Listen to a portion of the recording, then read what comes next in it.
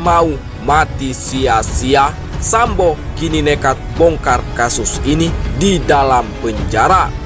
Nama sosok ini ikut disebut-sebut. Semua terkejut mendengar fakta yang sebenarnya. Ferdi Sambo yang berada di dalam penjara kini merenungi nasibnya yang ada di ujung senjata.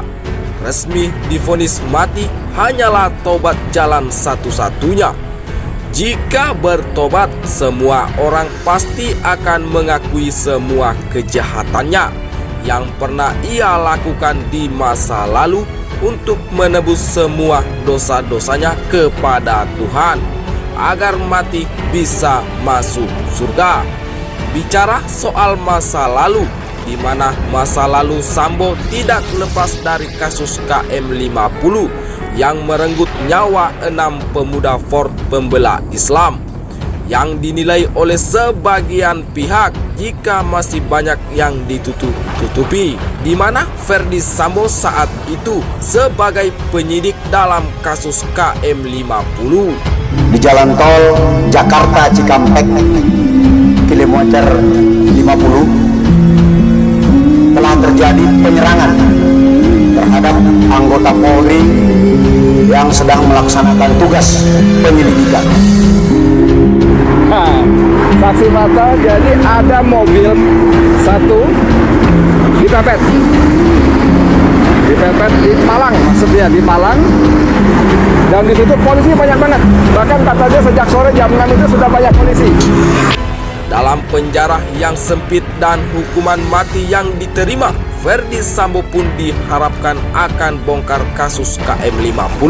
For Persaudaraan Islam FPI akhirnya ikut menanggapi vonis hukuman mati yang diterima Ferdi Sambo. Ketua DPP FPI bidang advokasi yakni Aziz Yanuar berharap agar penegak hukum yang berlaku di Indonesia bisa seperti vonis Ferdi Sambo. Kami harap penegak hukum di Republik ini tegas seperti itu dan juga tidak diskriminatif, kata Aziz kepada Tirto 14 Februari 2023. Aziz Yanuar pun meminta supaya kasus-kasus lain juga diselesaikan dengan penegak hukum secara berkeadilan.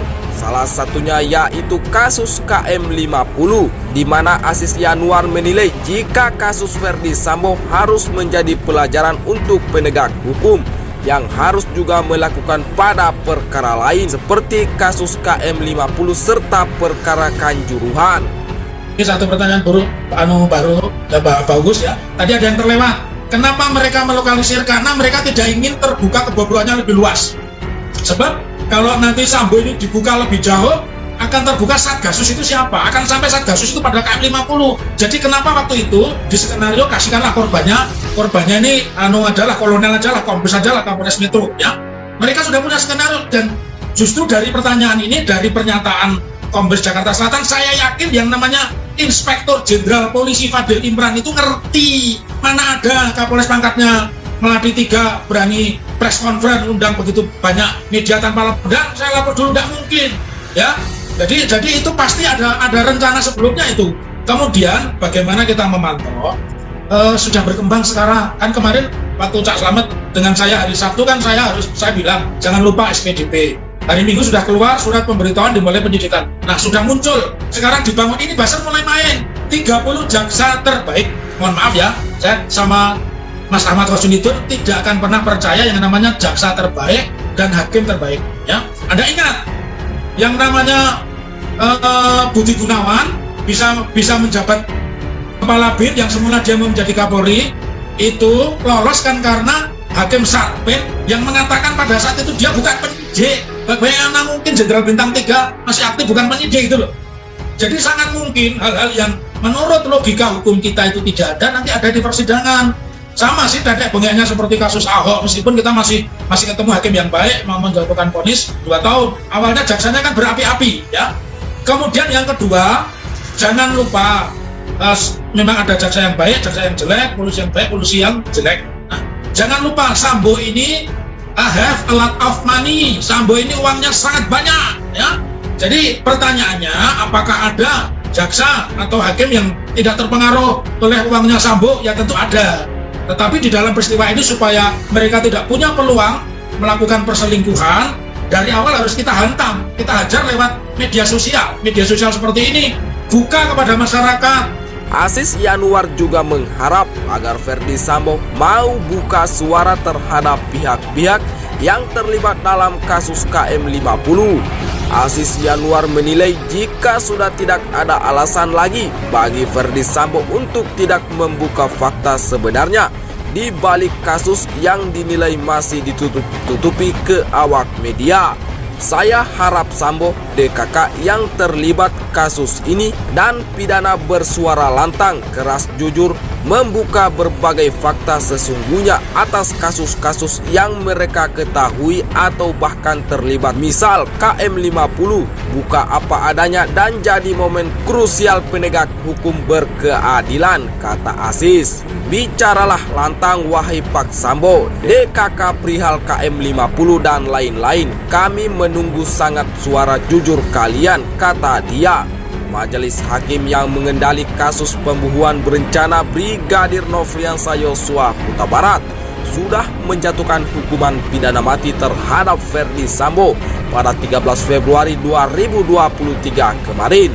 Ferdi Sambo dinilai terbukti secara sah serta meyakinkan bersalah melakukan tindak pidana turut serta melakukan pembunuhan berencana dan tanpa hak melakukan perbuatan membuat sistem elektronik tidak berfungsi sebagaimana semestinya secara bersama-sama.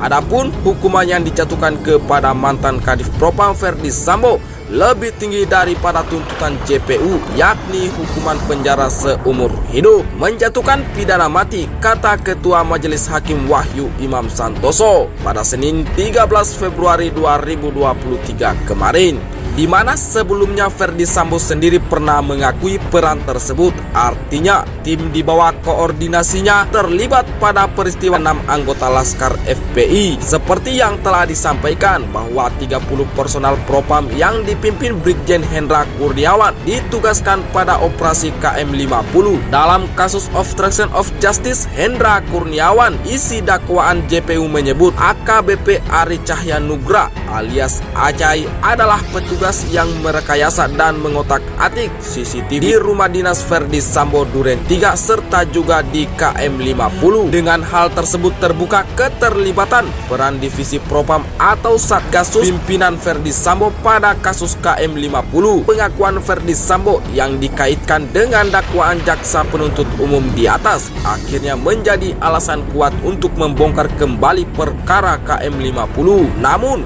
ada 3 indikasi penting sampai nama Kapolri ikut disebut-sebut, yakni 1. Menjadi novum untuk memeriksa kembali kasus KM50 sesuai dengan yang telah dijanjikan Kapolri Jenderal Listio Sigit di depan DPR. Pemeriksaan pengadilan atas FR dan YO terdahulu syarat dan kepura-puraan. 2. Keterlibatan Satgasus Polri pimpinan Sambo dan kasus KM50 semakin nyata dan terbukti. Saatnya untuk mengusut tuntas hingga terbukti bahwa dalam kasus ini telah terjadi pelanggaran HAM berat. 3. Delik obstruction of justice dapat dikenakan kepada Komnas HAM karena diduga kuat Komnas HAM telah menutupi fakta yang diketahuinya dalam proses pemeriksaan kasus KM50. Pemeriksaan Brigjen Pol Hendra Kurniawan dan juga Sambo pada perkara Duren 3 telah menguak dan membongkar kasus KM50. 3 langkah lanjutan yang dapat dilakukan, yakni pertama, Mabes Polri membuka kembali segera kasus KM50 dengan sendirinya seperti yang telah dijanjikan oleh Jenderal Listio Sigit Prabowo direalisasikan. Kedua, Presiden Joko Widodo sebagai pertanggung jawab politik langsung memerintahkan kepada aparat kepolisian untuk segera mengusut tuntas kasus ini. Ketiga, Komnas HAM yang baru segera melakukan pemeriksaan berdasarkan UU nomor 26 tahun 2000. Pelibatan masyarakat dapat dilakukan sesuai UU tersebut. Bagaimana menurut kalian? Silakan cantumkan di kolom komentar. Terima kasih telah mengikuti berita ini sampai selesai. Sampai jumpa di berita selanjutnya.